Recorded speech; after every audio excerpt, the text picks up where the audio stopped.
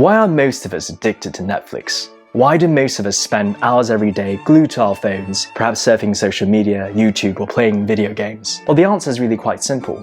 It's because we're trying to escape real life. And the reason why we want to escape real life is because we perhaps find our lives to be quite dull, quite boring. Or perhaps we want to experience certain emotions that we don't really experience on a day-to-day basis. These rare occasions we get to really feel certain spectrums of really the human emotions. Perhaps a sense of excitement, a sense of joy, a sense of romance, a sense of connection. We get these things from movies, from social media, from games. Maybe that's why we do all these things. Maybe that's why all of us are getting more and more digital. And in fact, scientists have actually done an experiment where neuroscientists, they've linked humans up to biofeedback machines, and they've also done brain scans while we're actually engaged in these digital entertainments. And what they found out was that the emotions that we experience during these moments are virtually indistinguishable from the actual emotions that we feel when we are actually experiencing these things in real life. So from that context, is there anything really intrinsically wrong with our growing addiction with the digital world and digital entertainment? While two philosophers would say no. Epicurus, who I've covered in one of my previous videos, and also Jeremy Bentham, they would say that the whole point of life really is about the pursuit of pleasure. It is about to experience pleasure and to avoid pain. And if we can actually experience pleasure and avoid pain without hurting anyone, then there's nothing wrong. That is the point of life. That is what makes us happy. So according to them, our addiction to our phones and the digital world is totally warranted and perhaps is very natural. Because what could be wrong with doing these things when they make us happier and help us avoid the pains of life? Well, on the other hand, the American philosopher Robert Nozick would present a very different opinion. He wants us to imagine for a moment that he had created this experience machine, this virtual reality machine that we could link up to our brains, and we would immediately get a simulation of whatever we want. We could create our dream lives and experience emotions in a very real way as well. According to the utilitarian philosophers like Bentham and Epicurus, most of us would only want to experience pleasure. We'll try to create utopic worlds where our dreams come true, and really this idealized version of life where we would just be happy every day with no pain. And that would be great. Imagine that. You could literally have your own heaven, your own paradise. Now Nozick asks us, would we want to disconnect from this machine or turn it off? It's a very Matrix-esque sort of question. In other words, would we want to take the red pill or the blue pill? Logic and the utilitarian philosophies would dictate that we want to be perpetually plugged in and never want to leave this virtual reality. But yet, if I were to give you that choice, for you, and I suppose for most of us, we would feel a bit strange and quite hesitant to be perpetually plugged in.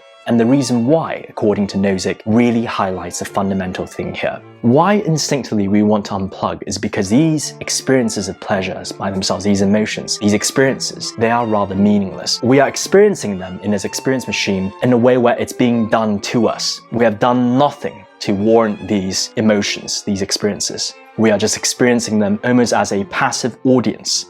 And that really is the main point. The point being this: what is the point of experiencing all these emotions if we've really done nothing to warrant them?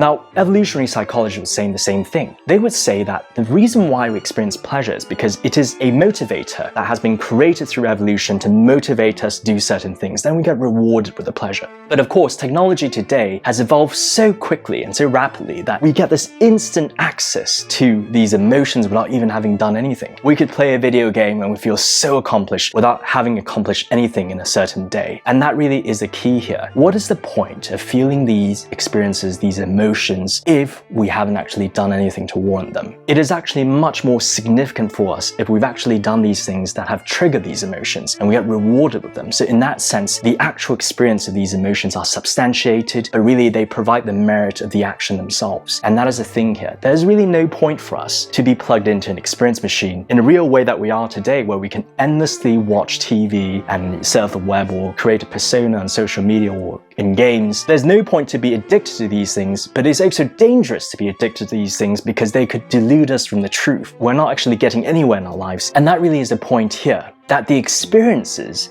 are not the destination. They are the means to the destination. They exist to make our lives change, to reward us for changes in our lives. But today, with the digital technologies that we have in digital entertainment, we are experiencing them first. And the danger in that is that we could be deluded from actually doing the things that will allow us to truly experience these experiences. If we experience them first, then maybe we're never really set out to actually do the things that warrant these experiences. And that really is a key here. It is fine for us to take our mind off things with Netflix and digital entertainment of any form, but we have to be very careful that we don't let these experiences blind us from the truth, which is that they are just passive experiences. Truly in life, we should experience these things when we're able to create a life that warrants these experiences.